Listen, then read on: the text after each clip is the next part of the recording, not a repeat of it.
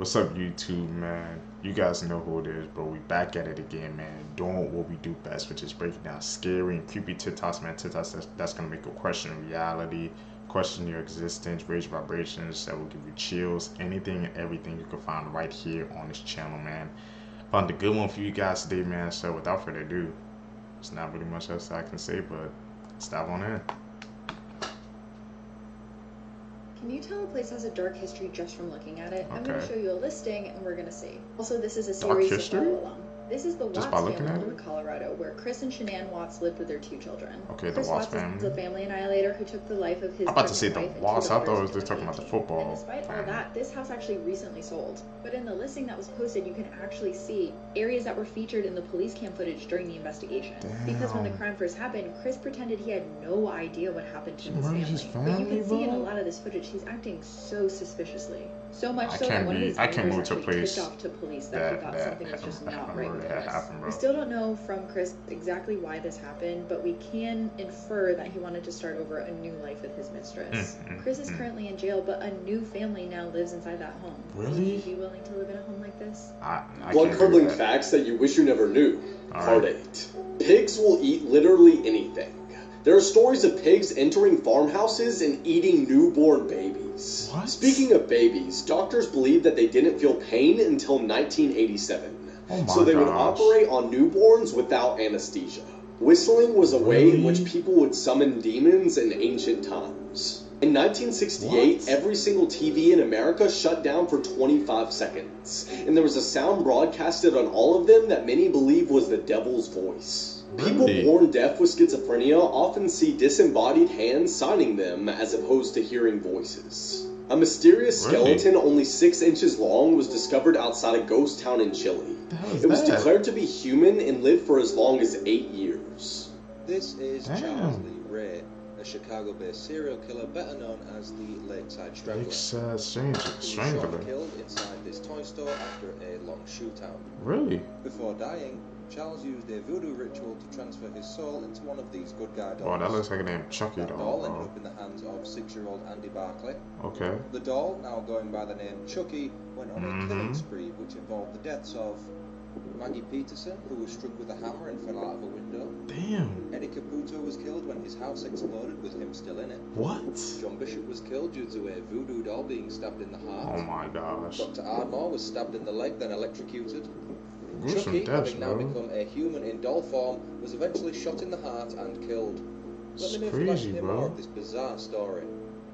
This Polish woman is claiming to be the missing Madeline McCann, but did you know there's age progression photos done of Madeline that could help us know what she would look like today? In 2007, Madeline was taken from her family's bedroom while they were on vacation in Portugal. And immediately the parents came under fire because they did leave the kids asleep in the apartment by themselves while they went to dinner with friends. This is the official age progressed photo of Madeline to age 9, and this is the woman who's now claiming that she is Madeline. And this woman does have some of Madeline's signature features. Here you can see a black speck that looks like a pupil in Madeline's eye, which is something they both share. She's also claiming that she has a lot of missing memories from childhood, but the eye speck does seem to be her most convincing argument. It does. But German prosecutors actually believe that Madeline is no longer alive. Really? 2 people believe they saw this man carrying a small girl towards the beach around the time that Madeline's parents first noticed that she was missing. But that being said, it's not completely impossible that she would be alive today. Haunting facts about serial killers that you'll want to forget. Part 1. After raping his blindfolded victims, the Golden State Killer would be super quiet and pretend like he was gone, and right when the victims would try to untie themselves or go for their phone, he would scare the hell out of them. Jeffrey Dahmer attempted to make sex zombies out of his victims by drilling holes into their head while they were still alive and pouring acid into the holes. American serial killer Albert Fish once cooked and ate a little girl and sent a letter to her parents describing how she tasted. Colombian serial killer Pedro Alonso Lopez raped and murdered over 300 girls. He was in prison for 18 years when he was moved to a psychiatric hospital where they declared he only got 18 years?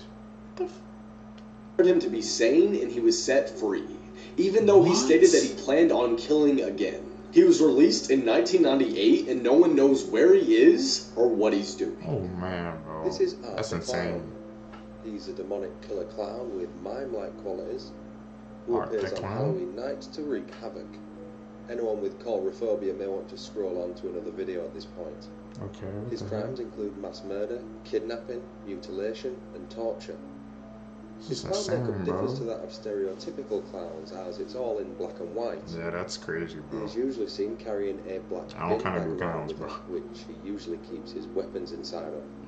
His most noticeable outfit feature is the bald cap and tiny black top hat he wears atop his head. Art is perhaps one of the most sadistic and violent serial killers out there. First time hearing about this, bro. He'll stop at nothing until he's butchered you. And he'll even use some of his supernatural powers. What the He never speaks or screams even when he's in pain. You saw some dark energy Instead, or something, bro? he simply mimes the actions of screaming and crying. Really? No one knows What if the? he can't speak or just chooses not to. Make sure you don't book this clown at your kid's next birthday party. No, I don't 2018, this firefighter passed away from supposedly drowning, but 5 years later, watch how the story takes a turn. Jesse Reed, who was a firefighter, was found in the Tennessee River along with his Jeep after his wife Mary Ellen reported him missing back in March 2018. The medical examiner at the time said that he suffered blunt force trauma and passed away from drowning. But oddly, no one was ever held responsible for Jesse's death. Really? As we know, we always look at the people closest to the victim. And 5 years later, Mary has been closely investigated. Not only has her story been extremely inconsistent, she told investigators at the time that her and Jesse went trail riding, but she couldn't recall a 2-hour time period between leaving the house and getting to the trail. And not surprisingly, Mary tried to collect Jesse's life insurance payout as soon as he passed away, but the judge said nope. Jesse's friends and family have been waiting years for answers, so they've kindly asked me to share his story so that we can get more eyes on this case. So please like and share so we can help the Reed family. They still waiting for answers to this day? Potato chip for a TikTok and died. That was legitness. Yeah. I'm Harris Waloba, a 14-year-old American boy. I heard about that chip challenge. On Friday, I never tried those joints. When I decided to go and buy this unusual green potato chip, sold by Pocky for $10 each. I can't do that. It was marked on the packet as being forbidden to children and pregnant women. Okay. For views, I was prepared to do anything, because on TikTok, the fashionable trend is to film yourself eating this potato chip and try not to react. My mother was called a few hours later because my stomach was so upset. She took me home. I seemed to be getting better, ready to go to my basketball practice. But I collapsed all of a sudden. The paramedics couldn't do anything to save me. My mom said that even though the autopsy hadn't been carried out yet, she was sure I had died from the potato chip. Sure they knew. This challenge, very popular on TikTok, is and that's why it's called that cancer, bro. While no one has yet been declared dead because of this challenge, many people have been sickened. What do you think of this kind of dangerous challenge? Don't eat that chip, bro. Put your life at risk it ain't worth it, man, for the views and crap, bro. Have your say in the comments right now. I remember seeing videos, people doing that, but I can't do it. At least according to Reddit user Sunshine Pumpkin. Okay. She was walking up and down the center aisles at her grocery store when all of a sudden she saw a man who was standing in the middle of the aisle. Okay. At first glance, there was nothing wrong with the man. That was until he turned around and looked at her. When he turned around and looked at her, his eyes were solid black. What the Not just the pupils, but even the whites of his eyes. Reddit user Sunshine Pumpkin then says that she felt immense fear. She felt terrified. All black in his eyes? She says that she was so scared that she literally ran all the way to the checkout lines, checked out, and ran to her car in the parking lot. Says that she's never felt that feeling of dread that she felt that day in the grocery store. Fear that was put into her just by looking into this man's eyes. She don't know who saw that? She says she's 45. There's nobody else around? And she's never experienced fear like that. So what do you guys think? It's crazy, bro. Was this a real demonic encounter? Was it a trick of the light? Let me know in the comments down below. This woman called 911 just minutes before she was murdered, but dispatchers hung up on her. What? Brittany Zimmerman was 21 years old, living in Wisconsin in 2008. She was a student at the University of Wisconsin-Madison and lived with her fiancé nearby. She actually lived very close to the police station. Okay. On April the 2nd, Brittany would place a call. She lived so close to the police station, so she thought she probably was going to get saved like that. They didn't hear any sounds of a struggle on the line and hung up. This would prove to be a fatal error.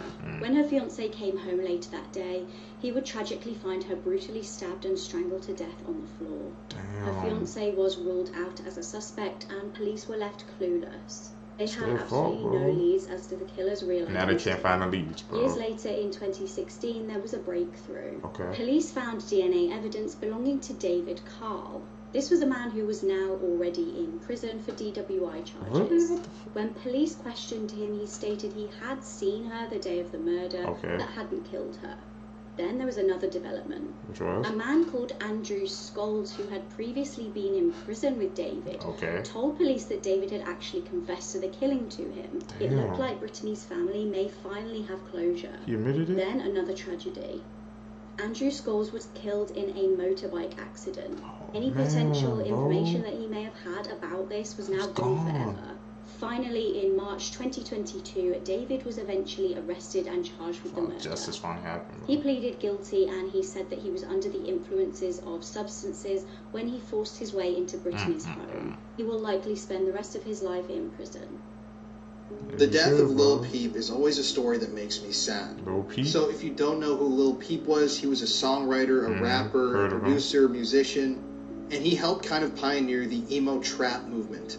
So Lil Peep, whose real name is Gustav, really shot to stardom in 2016-2017. Yeah. He had been making music for a long time before that, but it was in those years when people really started to notice him. He started appearing on the covers of magazine, and he amassed a huge fan base.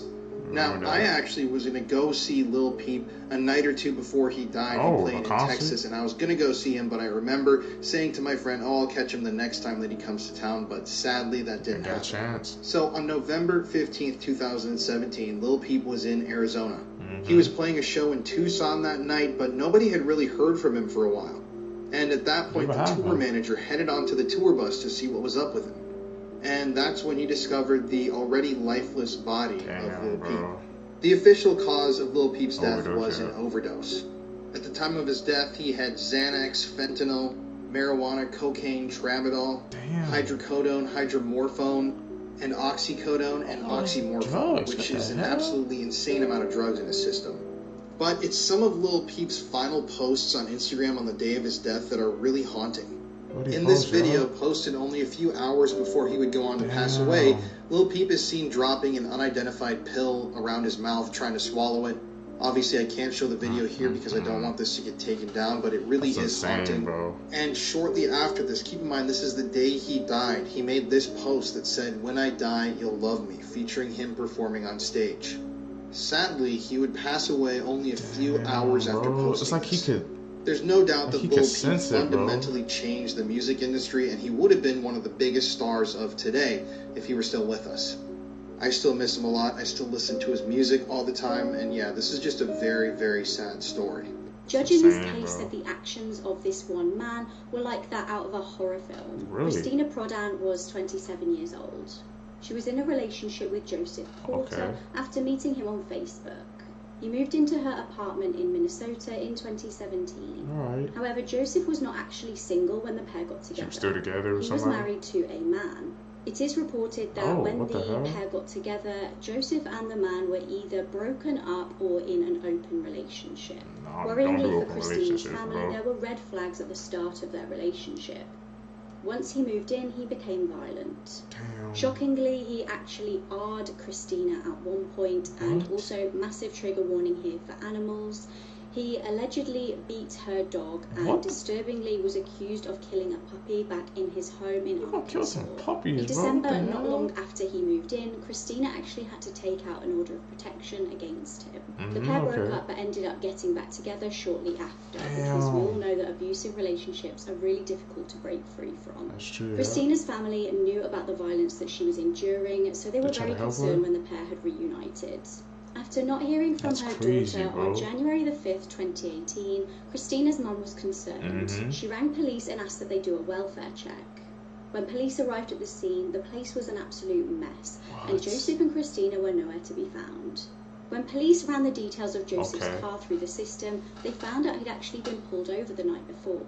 Eerily, Joseph was driving alone with a large suitcase in the car with him. Not only that, he had a pickaxe and a shovel. Christina remained missing. Days later, Joseph was spotted by police again. An officer found him sleeping in a car with burns all over his face. Police later would find out that this car he was sleeping in was stolen. During this time, police were obviously investigating Christina's disappearance. Interestingly, her phone had been turned on in the same area in Arkansas that Joseph was found sleeping. Her phone had been pawned at the local Walmart. CCTV showed Joseph going into that same store and he was arrested. He eventually confessed to killing Christina. Damn, bro. He had brutally killed her by choking and beating her after an argument. He had tried to burn her body, hence the injuries to his face. And he burned his damn. Christina's remains were collected and Joseph pleaded guilty to unintentional murder. He got 20 years in prison. It's crazy, bro. Look, I'm gonna say this once, and I'm not saying it again. Part her fucking thighs and release all that chaos from her mind. What? Fucking amateur. So the man that you just saw in that creepy TikTok video is 28-year-old James Lee Bonewitz. And on June 23rd, 2022, he stabbed 4 people and killed 2 of them in Indiana. What? Now, before all this went down, James didn't have a colorful criminal history. He seemed like he was just your average guy. And he spent a lot of time posting here on TikTok on his account, Onewitz, an account which to this day is still up. Now, I couldn't really find any information on why James carried out these crimes, but he did. So on the night of June 23rd, the police in town got a report of a suspicious man at a local store. Apparently, this scraggly-haired man was inside of the store holding 2 orange-handled knives, but before the police could arrive, he left in his sedan. Then, security camera footage captured him parking at a gas station and exiting his vehicle. And for some reason, he walked over into a neighborhood, entered people's homes, and started stabbing. Sadly, a couple would die in the stabbing. Caitlin Huddleston England and her husband, Danny England. Now, Caitlin survived the initial stabbing. She was transported to a local hospital where she was pronounced dead. But on that evening, Danny was found on the back porch of the home with a massive laceration in his chest and a deep cut in his arm, and he was already dead when authorities arrived.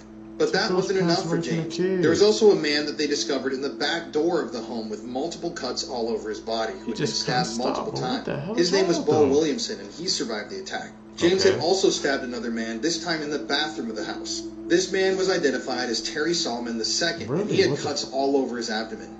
Terry would eventually tell the police that he heard his neighbors screaming, he had rushed over to help, and that's when he was attacked by James. So I tried to find as much information about this crime spree as I could, but I couldn't really figure out exactly why James had carried out this crime spree. At the end of the day, he had viciously stabbed 4 people, and 2 of them had died. And after he had stabbed all of them, he had gotten in his vehicle, driven away, and he was discovered by police the next morning hiding out in a field covered in blood.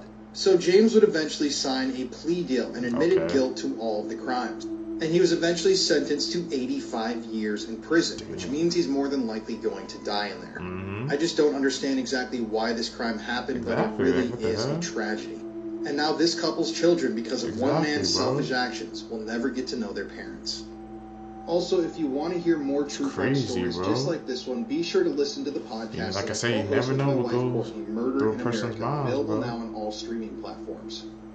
This guy literally got away with murder for years, before eventually murdering someone in his hometown, using her bank card and getting caught. Really? Israel Keys appeared to co-workers as a perfectly normal guy and loving father to his young daughter. He lived with his daughter and his girlfriend and worked hard at his construction business. In reality, Israel Keys was a cold-hearted killer, and on February 1st, 2012, he committed his final murder. Samantha Koenig was just 18 years old when she was working alone at a coffee stand in Anchorage, Alaska. Israel Keys walked in, held a gun to her head, and kidnapped her. He told her that it was just a kidnapping for ransom money, and that he'd eventually let her go. He took her phone and messaged her boyfriend to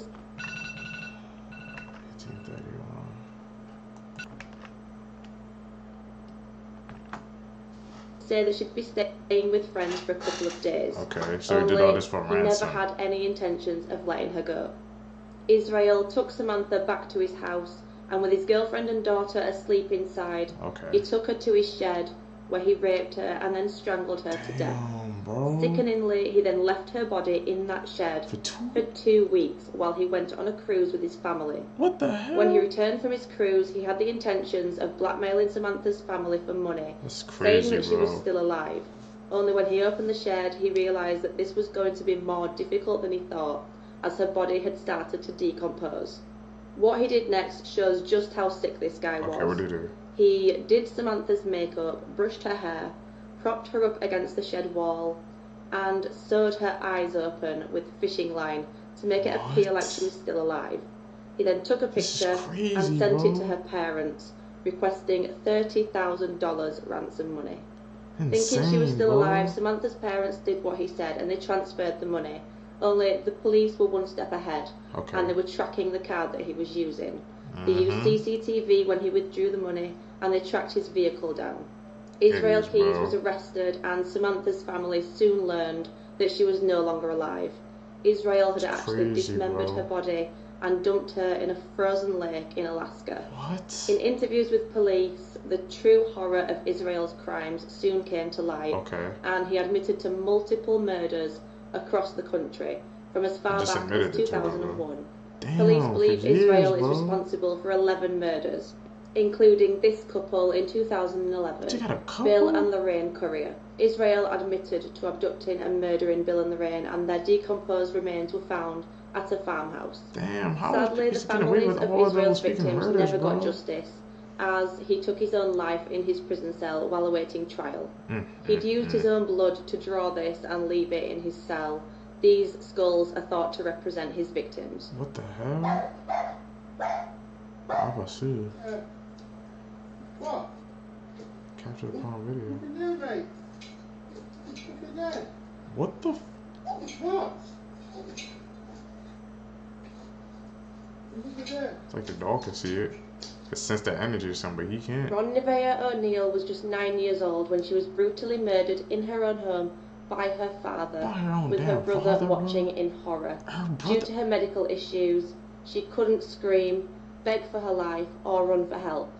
On March 18, 2018, 911 received a call from this man, saying that he'd been attacked by demons and he killed them all in self-defense. In actual fact, he was talking about his ex-partner, 33-year-old Kenyatta, and their children, 9-year-old Ron Nevaeh and 8-year-old Ronnie. He gave police the address and then hung up. When emergency services arrived, they could not have prepared themselves for the horror that they found. Kenyatta was laid in the driveway with a gunshot wound and extensive injuries to her head. The garage door then opened and this man appeared.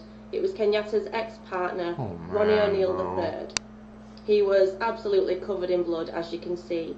He was told to get on the ground, but he didn't comply, so he was tasered, and he was then placed in a police vehicle. This is freaking insane. 9-year-old Ronnie then appeared at the front door. He had horrific injuries.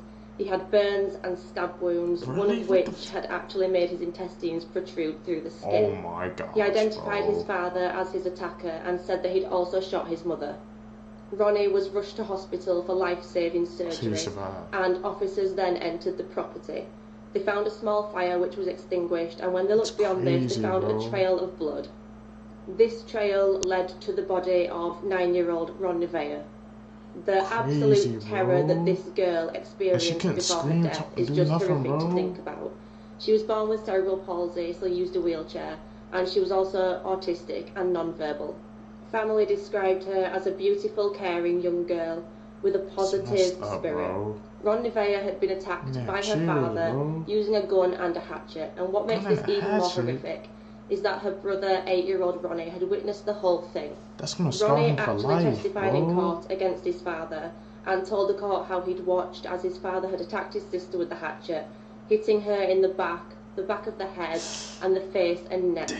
Ronnie said that his father had then lit a tissue and used it to burn his sister's body, and all he could see was tears running down his sister's face. Ronnie then described how his father had then turned on him and held him down while trying to set him on fire. He'd managed to break free and run to the kitchen, but his father followed and grabbed a knife. And then he stabbed him multiple times. Ronnie said he'd managed to break free, and that's when he saw flashing lights outside and ran to the front door. Ronnie O'Neill was sentenced to 3 consecutive life sentences. 8-year-old Ronnie made a full recovery and was actually adopted by one of the detectives that worked on the case. Detective Mike Blair had formed a special bond during Ronnie's recovery, and he's now a permanent member of their family. Mysterious case absolutely does not sit right with me.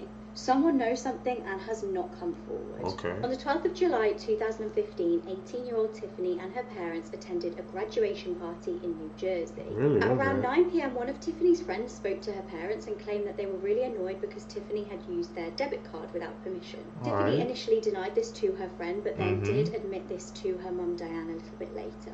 At this point, they were all outside Tiffany's house, and Diane went inside to find her husband. Okay. When she returned outside of the house, Tiffany had vanished. Now, they were able to see Tiffany on the deer cameras that they had outside the house.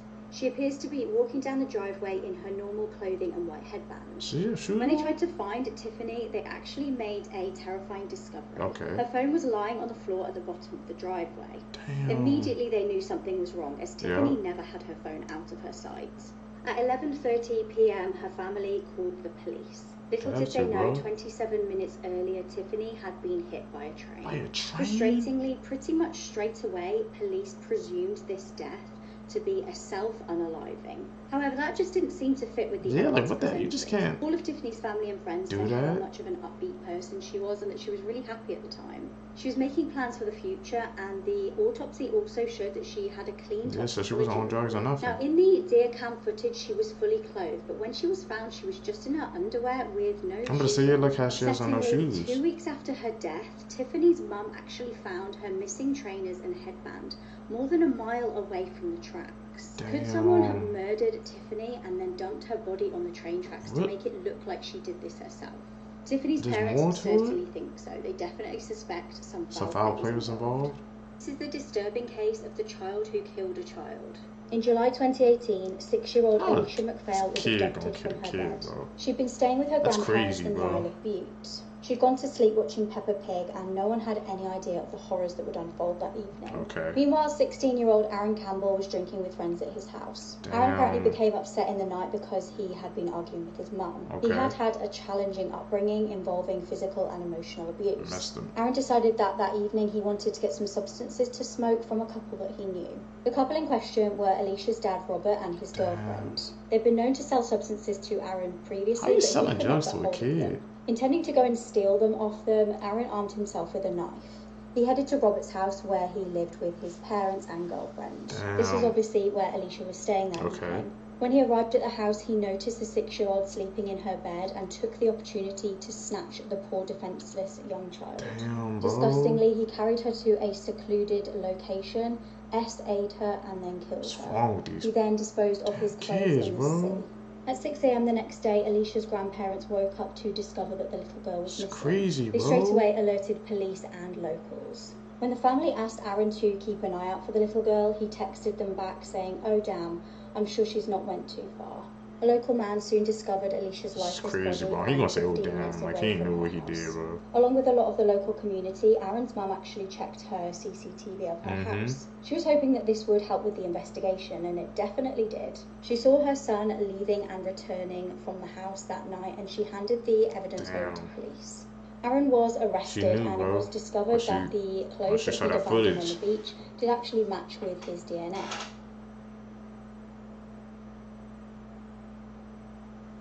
Crazy, bro.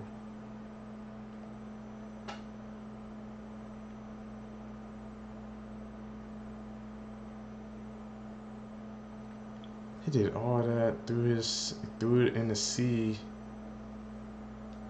And if it tells mom, caught him on a freaking camera, bro.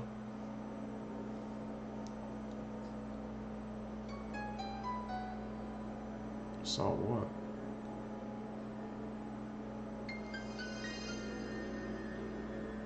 See something in that shadow. She like a shadowy figure. This case made me terrified to go to the cinema. What the hell? This is the case of the horror in Screen 9. James Holmes was raised in California. His mum was a nurse and his dad was a scientist. From a young age, he was experiencing night terrors and allegedly actually tried to take his own life when he was just 11 years old. He was apparently obsessed with guns and weapons and had dreamed of becoming a mass murderer. What? Between May and July 2012, he legally bought 4 guns. Background checks were conducted and he was allowed the weapons. See, you he never also know, bought bro. spike strips, which, if you don't know, pop the tyres of cars if they chase after you. On July the 19th, just hours before tragedy would unfold, James mailed his notebook to his psychiatrist. Inside the notebook, James detailed his plans to kill. Damn, the notebook was bro. actually discovered later on undelivered. Just prior to entering a cinema in Aurora, James rang a crisis line to tell them about his plans to kill. However, the call was disconnected after just 9 seconds. What? At the midnight showing of The Dark Knight Rises, CCTV captures James walking into the cinema. He walks into screen 9, props open the door, and then walks back out again. Shockingly, he goes to his car and gets guns out and gas canisters. Gas canisters? He re-entered the screen at about 12:38 p.m. and set off 2 gas canisters. When he entered screen 9 again, he immediately opens fire on the audience, instantly killing 10 people. Insane, 2 others later died bro. in hospital from their injuries. An additional 70 people were injured. This was an absolutely packed out cinema. James also shot at people as they scrambled to exit the screen. His youngest victim was a 6-year-old girl. Witnesses said this all unfolded as there was actually a gunfight on the screen, and initially they all thought it was special effects and just part of the film. Police were actually on the scene very quickly after the first 911 call. I thought it was part of the film, bro. James surrendered to the police and was arrested in the car park. He was apparently very, very calm when he was arrested and told police that he had booby-trapped his apartment. When police investigated his apartment, this was found out to be true. He was sentenced to 12 consecutive life sentences. It's crazy, bro. That's how sometimes I sometimes have anxiety going to the movies because I'll kind of just be like thinking, I'm just like, what's going on? Like, that's how I try to watch my freaking environment, bro, because you never know what's going to go on. YouTube, that's it, man, for this video for you guys today. Like I said, guys, in order for us to grow our community together, I just need you guys to hit the subscribe button, hit that like button, man. Like I said, also tell me in the comment section down below, guys, what do you guys want to name my community? I really want to freaking just have a name for you guys so I can know what to call you. Like I said, guys, we're gonna keep going, man. Hopefully you guys stick with me on my journey. You guys gonna catch me in the next TikTok reactions, bro. Like I said, I'm out. Peace, YouTube.